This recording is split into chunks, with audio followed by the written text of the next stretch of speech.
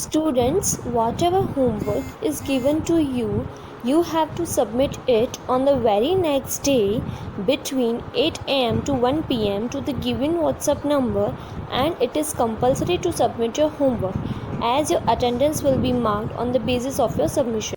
Hello students, this is Nitin Sharma and today we are going to start with our new chapter, that is chapter number 3, Understanding Quadrilaterals. So the word quadrilateral is very well known to you. You know that the word quad means 4 and laterals means side. So a figure which contains 4 sides is known as quadrilateral. Okay? So this is the figure which contains 4 sides. So I can say this is a quadrilateral. Okay. So the basic information about quadrilateral is known to you. There are some other terms that you know first. So first term is about open curve. Now what is open curve? A curve which does not cut itself is called an open curve. A curve which does not cut itself.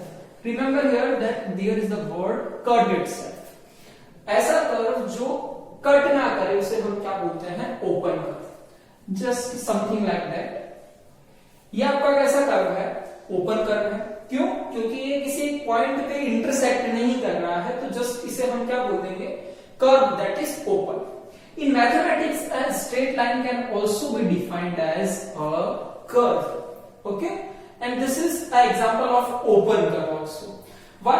Because this is open, this is not cut itself to any other point. Okay? Then the second thing is about closed curve. Okay? This one is open curve and this is the opposite of this, that is closed curve. A curve which cut itself is called a closed curve. Now, keep in mind that here we use the word cut, not cross each other. This is itself cut only on single point. So a curve which cut itself is called a closed curve. So इसको अगर मैं थोड़ा और join कर दूं तो ये आपका किसका एग्जांपल होता है? कट कर रहा है किसी सिंगल पॉइंट पे. तो अगर किसी सिंगल पॉइंट पे वो कट कर रहा है तो वो किसका एग्जांपल हो गया? आपके क्लोज कर्व का एग्जांपल हो गया. ओके? सो क्लोज कर्व की डेफिनेशन क्या है आपकी? A curve which cut itself is called a close curve. Now next one is the simple curve. Now what is simple curve? The closed curve. First condition तो ये हो गई आपकी, curve कैसा होना चाहिए? क्लोज तो होना चाहिए. Which do not cross themselves are called simple curve. जो क्लोज होना चाहिए बट एक दूसरे को क्रॉस नहीं करते होना चाहिए. ओके? जस्ट लाइक दैट आपने ये कर्व बनाया, इसको क्लोज किया. अगर आपने फिर से इसको क्या कर दिया? किसी पॉइंट पे इंटरसेक्ट कर दिया, ये क्या हो गया? एक दूसरे पॉइंट पे क्रॉस कर दिया. तो इसे हम क्या नहीं बोल सकते? सिंपल कर्व नहीं बोल सकते. It becomes complicated. ओके? सो इसे हम सिंपल नहीं बोल सकते. सिंपल के लिए आपका क्या होना चाहिए? सिंपल किसी एक पॉइंट पे वो कट होना चाहिए, यानी कि सिंपल आपका वो क्लोज होना चाहिए, क्लोज कर्व होना चाहिए, क्रॉस नहीं करना चाहिए. ये क्या कर दिया? ये फिगर में इसको क्रॉस कर दिया. सो क्रॉस नहीं होना चाहिए, तभी हम उसे क्या बोलेंगे? Simple curve. Next one is polygon, is very well known to you, that is a simple closed curve. Simple close तो होना चाहिए. जैसे अब ये एग्जांपल पॉलीगॉन का हो सकता है? Obviously not. Why? A simple closed curve made up of, we have strict definition of the polygon, that is it is only made up of line segment. Though it is closed, it is also made up of line segment too. So this is your example of polygon. Okay? Why so? Because these figures are made up of, although these are simple closed curve, because they are closed. Okay? The next thing is they are made up of line segments too. ये किसके बने हुए हैं? Line segment के भी बने हुए हैं, एंड क्या है? क्लोज्ड भी है. तभी हम ऐसी फिगर को क्या बोलते हैं? Polygon. Okay, so polygon is a simple closed curve made up of only line segments. किससे बने होने चाहिए? line segments से बने होने चाहिए. Okay.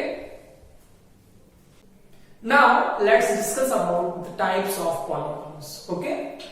So here first we have that is convex polygon and the second one is concave polygon. Now what is convex polygon? That is, if the line segment joining any two different points in the interior of the polygon is called the convex polygon. इसका meaning क्या है? अगर कोई भी आप line segment लेते हैं at the two different points और अगर वो इंटीरियर ही रहती है पॉलीगॉन, रिमेंबर कॉन्वेक्स और कॉन्केव दोनों हम पॉलीगॉन्स की बात कर रहे हैं, means both are made up of, both are closed and both are made up of line segments only. Okay, ये भी आपकी लाइन सेगमेंट से मिलकर बनी होगी और ये भी आपकी लाइन सेगमेंट से मिलकर बनी होगी एंड बोथ आर क्लोज्ड. तो इसमें डिफरेंट क्या है? सो अगर लाइन सेगमेंट आपको दो डिफरेंट पॉइंट्स पे ज्वाइन करते हो, सपोज मैंने एक पॉइंट ये लिया, अब इससे आप कोई भी लाइन जो आप ड्रॉ करोगे, सपोज इससे डिफरेंट पॉइंट मैंने ये ले लिया, सो ये अगर लाइन आप ज्वाइन करते हो तो वो कहां रहती है? In the interior part of the polygon. Interior means the inside of the polygon. Second different point मैंने यहां पे ले लिया, so if you can join this, so again this is in the interior of the polygon. Okay, अगर ये वाला मैंने point ले लिया, ये टू डिफरेंट पॉइंट्स को अगर आप ज्वाइन करते हो तो ये भी कहां रहता है? आपका interior of the polygon. Second आप ये भी चेक कर सकते हो, अगर आपने टू डिफरेंट पॉइंट लिए और उनको आप ज्वाइन करते हो तो अगेन वो आपको कहां मिलता है? In the interior of the polygon मिलता है. तो ऐसे पॉलीगॉन को हम क्या बोलते हैं? Convex polygon. ओके, सो कॉन्केव पॉलीगॉन में आपको आइडिया आ गया होगा कि अगर कोई एक भी पॉइंट अगर आपको एक्सटीरियर पार्ट में मिल जाता है, एक्सटीरियर पार्ट में अगर कोई पॉइंट मिल जाता है, the line segment joining any two different points in the exterior of the polygon, कोई भी एक लाइन सेगमेंट अगर आपको एक्सटीरियर पार्ट में मिल जाता है तो उसे हम क्या बोलते हैं? Concave polygon. ठीक है, तो सपोज आपने ये पॉइंट लिया और ये पॉइंट लिया, नो डाउट ये पॉइंट आपका कहां मिलेगा? अंदर के पार्ट में मिलेगा. बट अगर हम ये टू डिफरेंट पॉइंट्स लें और इसे ज्वाइन करें तो ये आपका क्या मिलता है? In the exterior part of the polygon. Where? In the exterior part of the polygon, so that such type of polygon is known as concave polygon.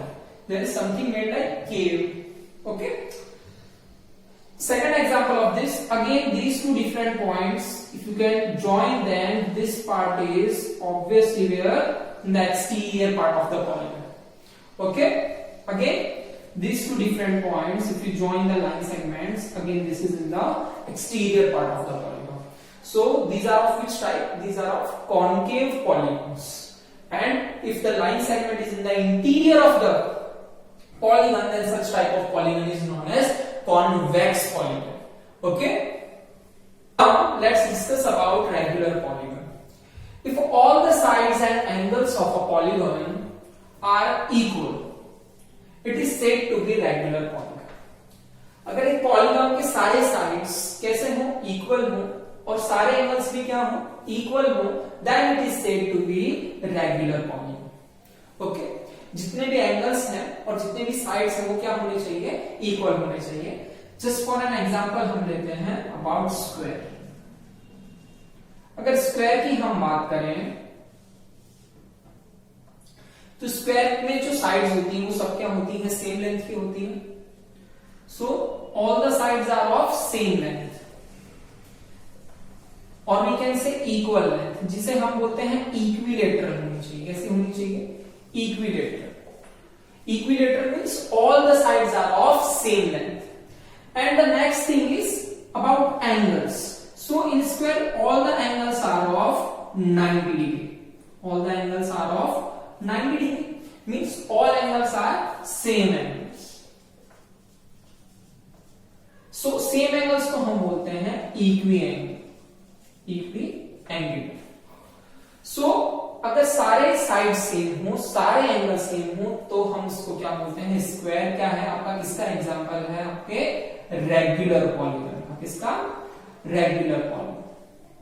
Okay, because in square all the sides are of same length and all the angles are of same measure. Okay, and that is 90 degree. अगर हम बात करें about rectangle,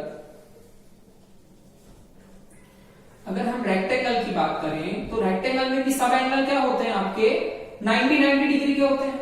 means सब angle तो same हो गए, लेकिन हमारे पास सिर्फ एक प्रॉपर्टी नहीं, उसके हमारे क्या होनी चाहिए? साइड्स भी सेम लेंथ की होनी चाहिए. एंगल्स तो सब सेम मेजर के हो गए 90 each, but length are different. Opposite sides are only same here. Okay, so here same length is not applicable, but same angles are applicable. But this is not an example of a regular polygon. This is an example of irregular polygon. Okay, अगर हम triangle की बात करें, सो equilateral triangle की हम बात करें, equilateral triangle क्या होता है आपका? Equilateral triangle, equilateral triangle means, equilateral means all the measures of the length of the triangle is are same. सारी लेंथ क्या होंगी आपकी? सेम मेजर की होंगी, एंड जो सारे एंगल्स होंगे ऑब्वियसली सब मेजर क्या होंगे आपके 60-60 डिग्री के होंगे. So equilateral triangle again is an example of regular polygon. किसका एग्जांपल है आपका?